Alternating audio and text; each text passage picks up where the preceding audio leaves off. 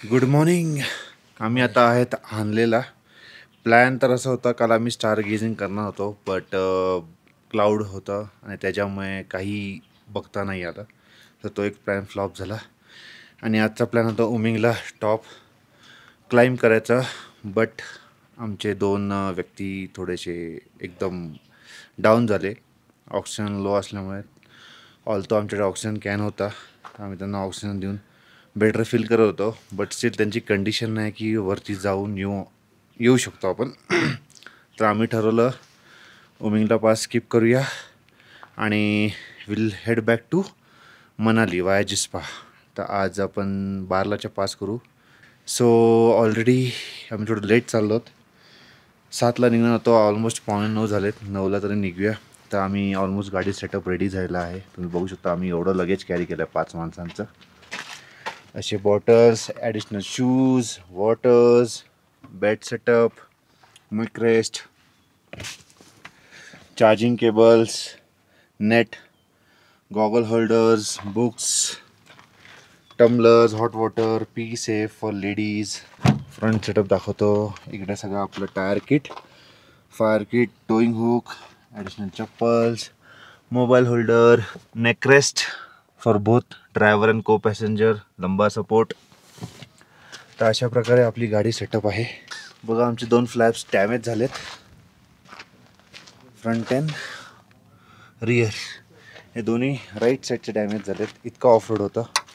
तर आता जो आम्ही डिझेल एक्स्ट्रा कॅरी केला होता 20 लिटर्स, जो मिंगला क्रॉस करून आम्ही करणार होतो, बट आता पॉसिबल नाही आहे. नेक्स्ट फ्यूल स्टॉप आहे नियोमाला. तर डिझेल कॅन कॅरी करण्यापेक्षा आम्ही विचार करतो फिल करूया गाडीमध्ये आणि डिझेल कॅन इथे ठेवून निघून जाऊया टुवर्ड्स न्यूमा होते हुए जिस्पा.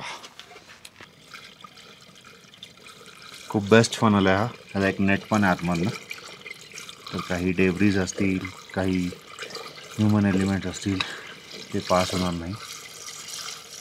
तर बघूया. गाडी ऑलमोस्ट बिलो हाफ टँक नाही, मोर दॅन हाफ टँक होती. तर किती गाडी घेत आहे डिझेल त्याप्रमाणे फील करू.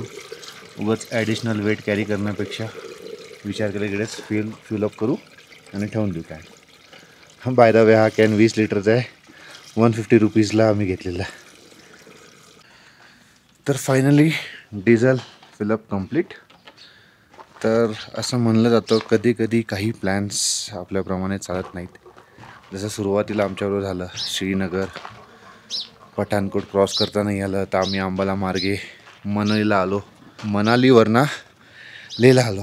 तुम्ही बघू शकता माझा श्वास चढतो आहे, कारण की आपण खूप फीटवरती आहोत. आपल्या बॉडीला सवय नाही आहे, बट आमच्या दोघांची बॉडी तर आता ऑलमोस्ट अडॅप्ट झाली आहे ह्या एन्व्हायरमेंटमध्ये. आपण जे प्लॅन करतो ते कधी कधी होत नाहीत, but never mind, always things happen to the next time. आणि जे आत्तापर्यंत आम्ही जे एन्जॉय केले खूप बेस्ट एन्जॉय केले मुमेंट्स. आता प्लॅन आहे परत मनाली जाऊया, आणि मनाली की बँड बजाते.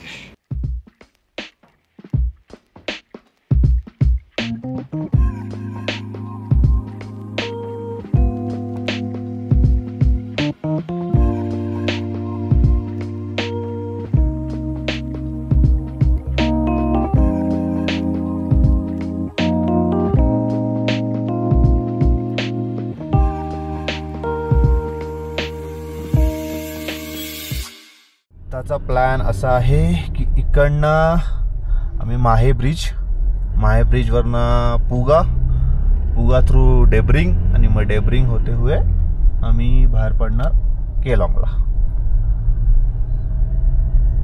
तर साधारणतः आपलं डिझेल आहे केलॉंगपर्यंत जायला, सो नो इश्यूज. जस्ट एक हा अपडेट होता की तुम्ही कधी चिसूल मार्गे हानले आलात आणि उमिंगला पास करून मग तुम्हाला डिझेल पाहिजे असेल तर लोमाचा फ्यूल स्टॉप आहे. बट इकडे जसं म्हणलं जातं की स्टॉकची काही गॅरंटी नाही आहे, तर हे एक जरा नोट करा. इट्स बेटर की तुम्ही तुमचं फ्यूल रिझर्व कॅरी करा,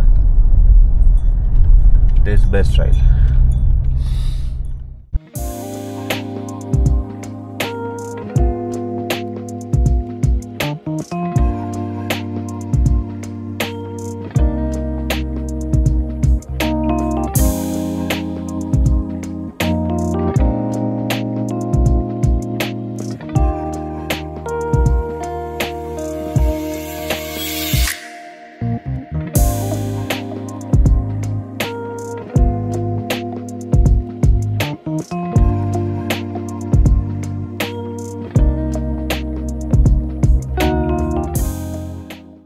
आपण डेब्रिंग क्रॉस केलं आहे आणि हेडिंग टुवर्ड्स मनाली.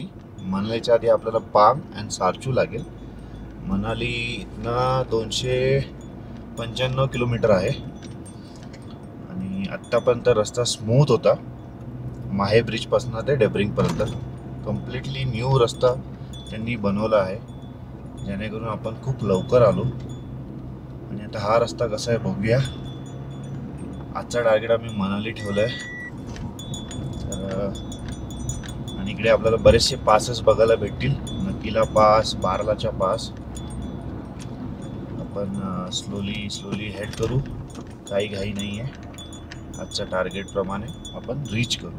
तर हा रोड एकदा आपण केलॉंग पोचलो की मग आपण रात्री पण ड्राईव्ह करून मनाली रीच आउट करू शकतो.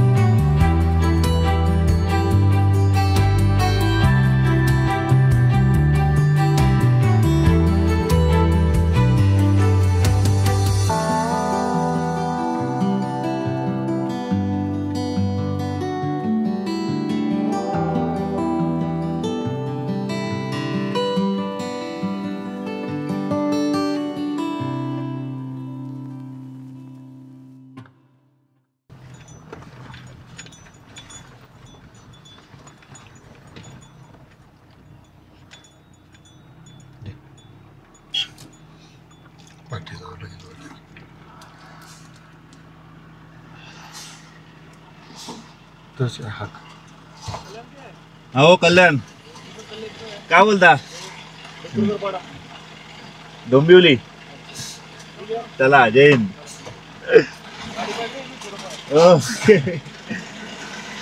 मेरे तो हाथ से चलते हो.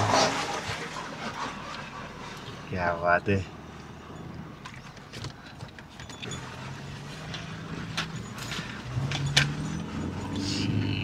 आर्मीला पहिलं काय विचारलं बघितलंस? सगळं ठीक? हो. काय ना, एक लोक अशी भेटतात अननोन रोडला आणि त्यांना पण तेवढं मजा वाटते. ऑब्विसली मजा वाटणार ना. एक त्याच्या एरिया मधला माणूस आला इथे. तेच होतं ना. आता मी पण कतारला असताना कोण इंडियन दिसलं, कोण म्हटलं अरे मी मुंबई काय, नाही लेकिन इधर काय, मी पुण्याचा. मग ते असं वाटतं अरे त्याला आपलाच माणूस आहे. आणि तिकडे तर कसं डायरेक्ट कंट्री ना. आता इथे कसं तो मुंबई किंवा असं ना. हा, तिथे डायरेक्ट कंट्री वाईज ना. इंडियाचं म्हटलं की संपलं विषय.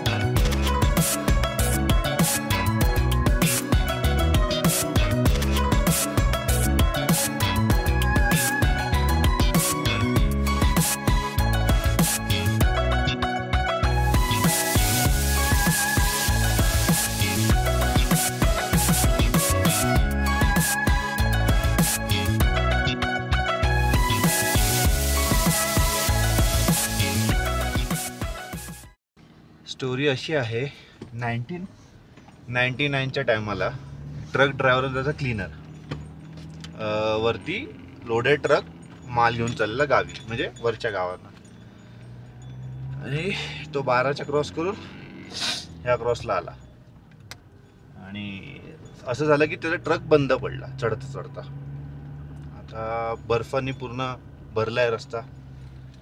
त्याने 2-3 तास वेट केला कुठली तरी गाडी पास होईल किंवा कोणतरी ट्रक पास होईल तर मला थांबून मदत करतील ते लोक. पण गाडी काय एकही पास झाली नाही. मग ट्रक ड्रायव्हर क्लीनरला बोलला की बाबा तू गाडीत बस, आपल्याकडे सामान आहे गाडीमध्ये, तर गाडी अशीच नको सोडूया, तर मी इथनं परत खालती जातो, ते सारचू गाव आहे ना तिकडे, आणि बघतो मदत घेऊन येतो मेकॅनिकला किंवा काही होत असेल तर. ठीक आहे.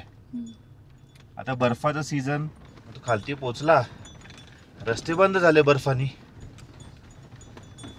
ट्रक वरतीच अडकून, क्लीनर वरतीच अडकून.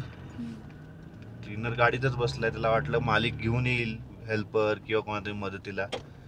कोण नाही, ना त्यांच्याकडे पाणी होतं ना खाण्यापिण्याची कुठली गोष्ट होती ट्रकमध्ये. तर मग आठवडाभर रस्ताच बंद. ट्रक ड्रायव्हर बोलतोय बाबा माझी गाडी अडकली आहे, माझा माणूस अडकलाय. मग 1.5 आठवड्याने रस्ता उघडला. तो पहिले वरती हे लोक रेस्क्यू टीम घेऊन वरती त्याला वाचवायला गेले. ह्या आशेत की तो बिचारा असेल, बट तो बिचारा वारला. तो वारला ह्या कारणामुळे पाणी नव्हतं आणि जेवण नव्हतं. पाणी आणि जेवण असतं ज्याकडे आठवड्याभराचं, तो वाचला असता. त्या दोन्ही गोष्ट नसल्यामुळे तो बिचारा वारला. तर त्याच्या काय बोलतात स्मारक ना, स्मार्ट. हा आठवणीमध्ये लोक इकडे पाणी आणि जेवण दान करतात. असं ही आहे गोष्ट. किती ट्रक पडले तर बघितलेच तुम्ही लोकांनी. प्रत्येकांची एक वेगळी स्टोरी.